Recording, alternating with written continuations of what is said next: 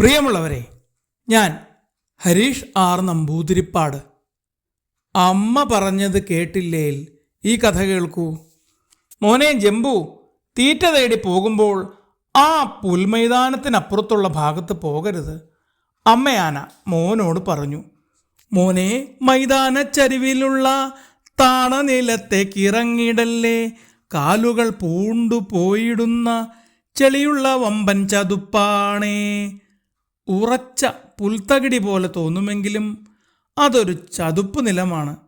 നമ്മളെപ്പോലെയുള്ളവർ വരെ താണുപോകുന്ന ചെളിക്കുഴി. ഇല്ലമ്മേ, ഞാൻ ശ്രദ്ധിച്ചോളാം, ജംബു പറഞ്ഞു.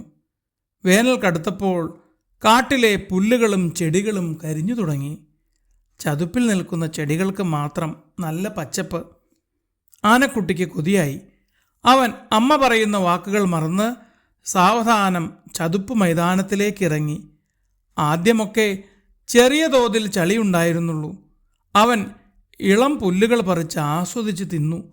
തീറ്റയുടെ രസത്തിൽ എല്ലാം മറന്ന് മുന്നോട്ട് നടന്നു. കുറച്ചു ദൂരം ചെന്നപ്പോൾ പെട്ടെന്ന് അവൻ ചെളിക്കുണ്ടിലേക്ക് താണു. അയ്യോ അമ്മേ! ജംബു ഉറക്കെ കരഞ്ഞു. ചുറ്റുപാടും അത് കേൾക്കാൻ ആരുമുണ്ടായിരുന്നില്ല. അവൻ തിരിച്ചു കയറിപ്പോരാൻ വളരെയേറെ ശ്രമിച്ചു.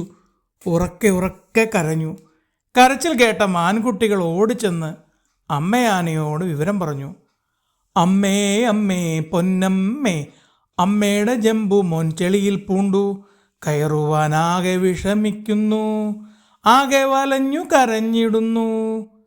വിവരമറിഞ്ഞ അമ്മ ചതുപ്പിന് സമീപത്തേക്ക് ഓടി. ജംബുവിൻ്റെ ശബ്ദം അകലെ നിന്ന് കേൾക്കാൻ കഴിഞ്ഞ അമ്മ അവനെ വിളിച്ചു. മോനെ ജംബു, പേടിക്കണ്ട, രക്ഷിക്കാൻ ഈ അമ്മയുണ്ട്, നിനക്കൊന്നും സംഭവിക്കില്ല, ഞാൻ രക്ഷിക്കാം.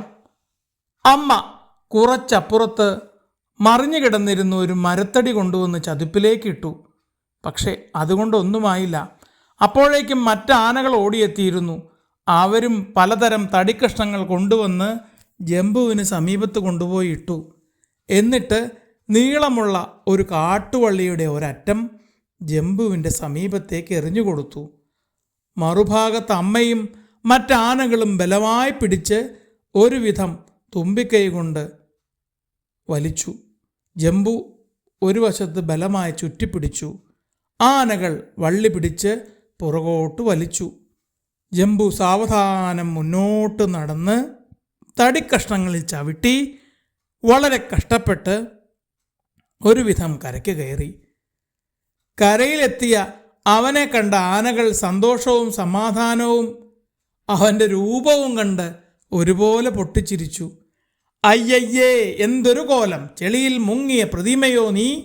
നാറുന്നു കഷ്ടം, വേഗം പോകടാ! കൂട്ടുകാർ കളിയാക്കി പാടി. അമ്മ അവനെ ആശ്വസിപ്പിച്ചു. സാവധാനം കാട്ടരുവിയിൽ കൊണ്ടുപോയി വെള്ളം ചീറ്റിയൊഴിച്ച് കുളിപ്പിച്ചു.